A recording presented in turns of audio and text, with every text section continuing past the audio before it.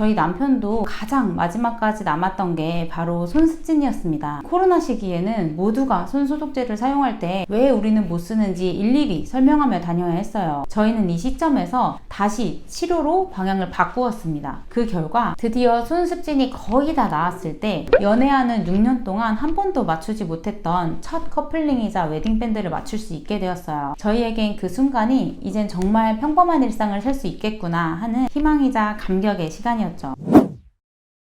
안녕하세요. 아토피를 이겨낸 한의사 청아한의원의 신나경 원장입니다. 오늘은 손습진으로 고생하시는 분들께 꼭 드리고 싶은 이야기가 있는데요. 저희 남편도 10년 넘게 중증 아토피를 앓았고 그 중에서도 가장 마지막까지 남았던 게 바로 손습진이었습니다. 씻을 때마다 따갑고 코로나 시기에는 모두가 손소독제를 사용할 때 왜 우리는 못 쓰는지 일일이 설명하며 다녀야 했어요. 손이 왜 그러냐는 질문이 반복될수록 일부러 숨기기 위해 장갑을 끼고 다니기도 했습니다. 이런 시간을 함께 겪으며 제가 절감한 건 하나였습니다. 손습진은 단순히 피부나 습관의 문제가 아니라 몸 전체의 회복력이 무너졌다는 신호라는 거죠. 그래서 오늘 영상에서는 저희가 직접 해봤던 손습진 생활관리법과 그 한계, 그리고 그 한계를 어떻게 넘었는지 경험과 치료를 바탕으로 진솔하게 말씀드리고자 합니다. 유독 손 아토피, 손습진, 한포진이 오래가는 분들이라면 오늘 영상이 분명히 회복의 힌트가 되어드릴 수 있을 거예요.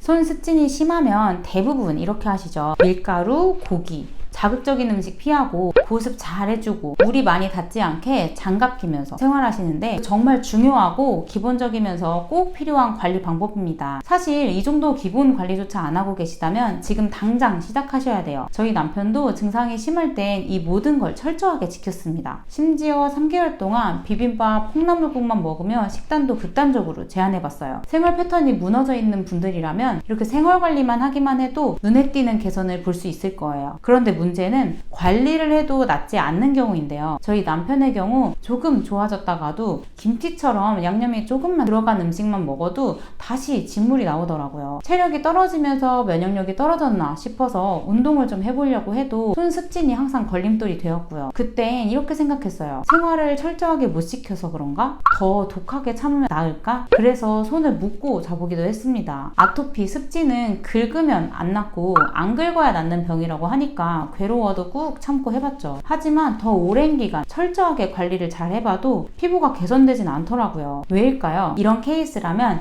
생활관리는 잘 되고 있지만 다른 이유로 안 낫는 분들이 대부분이에요. 생활관리는 손습진 치료에 있어서 중요한 보조수단입니다. 하지만 근본 치료는 아닙니다. 특히 이 스테로이드제나 면역억제제, 신약치료를 받아봤는데도 손습진, 아토피, 한포진이 안 낫는 정도라면 관리 부족의 문제가 아니라 몸 안의 회복력 자체가 무너졌기 때문일 가능성이 큽니다. 즉, 긁어서 안 낫는 게 아니라 몸이 감당하지 못할 만큼 망가졌기 때문에 안 낫는 거죠. 피부를 재생시켜줄 수 있는 힘, 이 염증을 스스로 다스릴 수 있는 면역조절 능력이 약해진 상태에서 아무리 보습을 해도 아무리 안 긁어도 재발하기 쉬워요. 저희는 이 시점에서 다시 치료로 방향을 바꾸었습니다. 하지만 이번엔 예전과는 달랐어요. 당장의 염증만 억제하는 방향이 아니라 조금 느리더라도 몸속 뿌리부터 회복시키는 치료로 말이죠. 생활관리는 그대로 유지하되 수면, 소화, 대소변, 체온 조절 등 몸 전체의 건강 상태를 회복하는 데 집중하기 시작했습니다. 특히 남편은 예전부터 이런 증상이 있었어요. 소화가 종종 잘 되지 않는다. 자극적인 음식을 먹은 게 아니어도 대변이 잘 물러진다. 설사가 잦다. 물을 충분히 마셔도 갈증이 나고 피부가 건조하다. 잠들기까지 오래 걸리고 자다가 자주 깬다. 저희 남편뿐만 아니라